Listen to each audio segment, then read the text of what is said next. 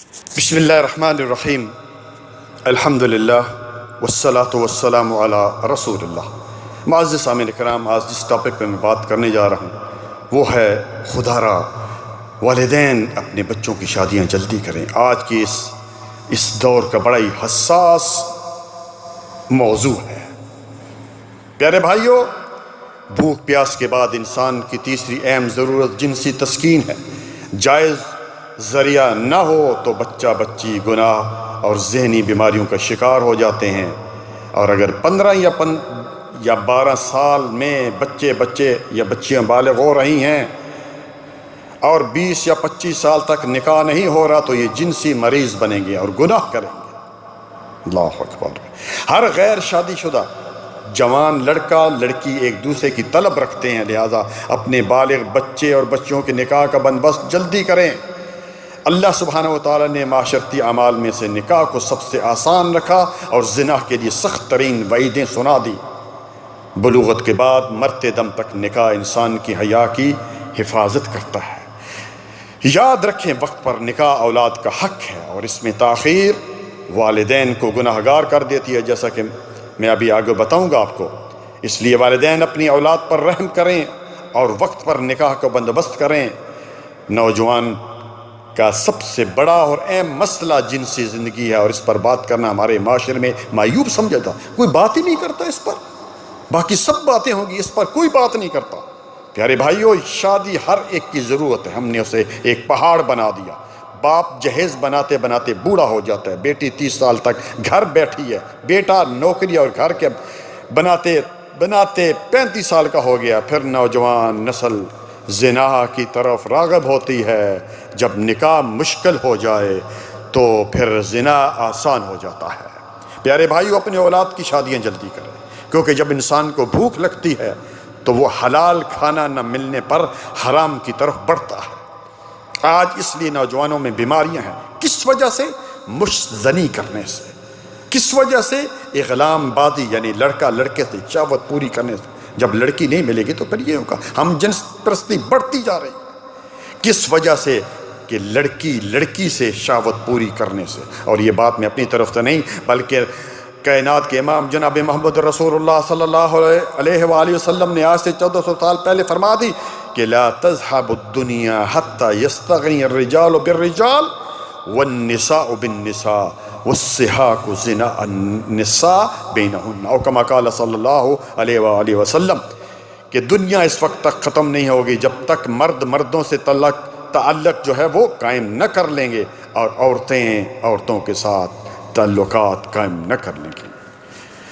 اور پیارے بھائیو، آج میں بڑے ہی معذرت کے ساتھ یہ بات کہوں گا کہ اس میں والدین کی بہت بڑی غلطی ہے۔ جب بچے بالغ ہو جاتے ہیں تو رشتے آنے شروع ہو جاتے ہیں، مگر ہم والدین کیا کہتے ہیں کہ جی بچہ بچی ابھی پڑھ رہے ہیں۔ نمبر 1 یہ ہے، نمبر 2 یہ رشتہ ہماری کاسٹ کا نہیں ہے، ہم تو ملک صاحب، چودھری صاحب، خان صاحب، شیخ صاحب، فلانے صاحب ہیں اور یہ تو دوسرے خاندان کا ہے۔ یہ صحیح نہیں ہے، اسلام میں اس کے کوئی گنجائش نہیں۔ اسی طرح اس کی اچھی جاب نہیں وغیرہ وغیرہ، یہ بہانے بناتے ہیں، اور پھر بچوں کی عمریں جب 30-40 سال ہو جاتی ہیں پھر رشتہ بھی کہیں سے نہیں آتا۔ میں نے اخبار میں پڑھا تھا ایک خاتون کا قصہ پاکستان کا، اب مجھے اخبار بھول گیا کہ اس لڑکی کے رشتے آتے تھے مگر والدین انکار کرتے گئے۔ جب لڑکی خود تیار تھی، یعنی لڑکی مانتی کہ میری شادی کی جائے، جب لڑکی کی عمر 35 سال کی ہو گئی اور اس کے والدین بھی اس دنیا سے چلے گئے، یعنی فوت ہو گئے، اب وہ لڑکی کہتی ہے، خود بیان دیتی ہے کہ میں اپنے والدین کے لیے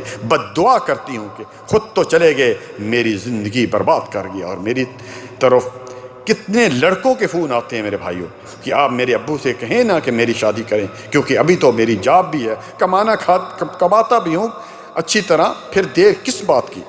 اس لیے پیارے بھائیوں، بیٹے اور بیٹیوں کی شادی کریں، نانا بنیں، دادا بنیں، کتنا اچھا کام ہے۔ میرا کام تھا بات آپ تک پہنچا دینی۔ اب آتے ہیں احادیث کی طرف کہ نکاح کے کیا فائدے ہیں۔ صحیح الجامع کی روایت 3124، سیدہ عائشہ رضی اللہ تعالیٰ عنہ اس حدیث کی راوی ہیں۔ رسول اللہ صلی اللہ علیہ وآلہ وسلم نے فرمایا، النکاح من سنتی فمن لم یعمل بسنتی فلیس منی، نکاح میری سنت ہے، جو اس پر عمل نہیں کرتا وہ مجھ میں سے نہیں ہے۔ دوسری حدیث صحیح الجامع کی روایت حدیث نمبر 270، رسول اللہ صلی اللہ علیہ وآلہ وسلم نے فرمایا کہ جب کوئی شخص تمہارے پاس شادی کا پیغام لے کر آئے جس کا کردار اور دینی حالت تم کو پسند ہو تو اس سے اپنی لڑکی کی شادی کر دو۔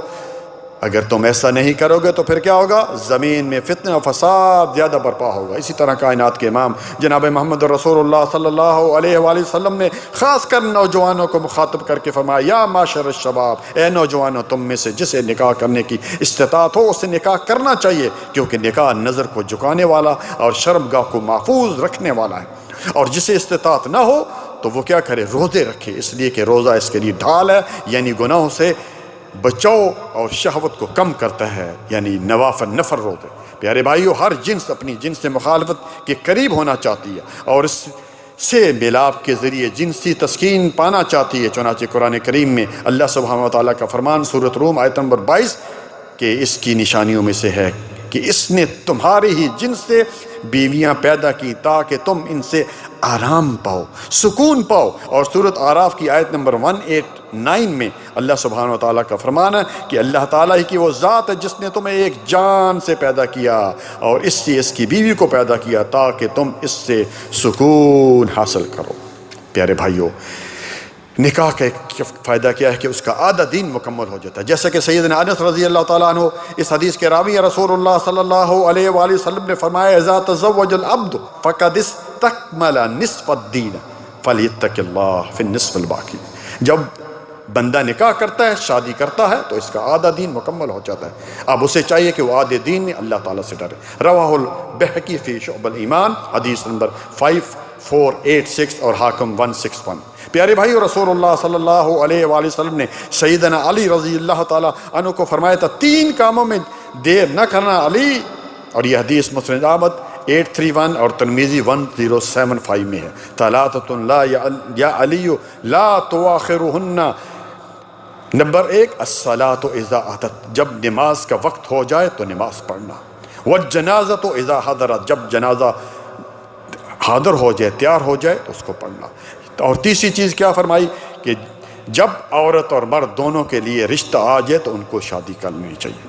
آخری بات، والدین کے لیے سخت وعید ہے۔ حدیث میں رسول اللہ صلی اللہ علیہ وآلہ وسلم نے فرمایا، من ادرک لہ ولد وقد بلغ النکاح، کہ جس کی اولاد بالغ ہو جائے اور وہ طاقت کے باوجود اس کا نکاح نہ کرے، اگر وہ گناہ میں ملوث ہوں گے تو دونوں گناہ گار ہوں گے۔ بڑی سخت وعید ہے یہ والدین کے لیے۔ اس لیے پیارے بھائیوں، والدین کے لیے میں آخری بات کہوں گا، اللہ کے لیے شادیاں بچوں کی کیجئے۔ میرا کام تھا بات پہنچا دینا، وما علینا الا البلاغ۔ جزاکم اللہ خیرا، بارک اللہ فی، السلام علیکم ورحمۃ اللہ وبرکاتہ۔ Islamic Research Center.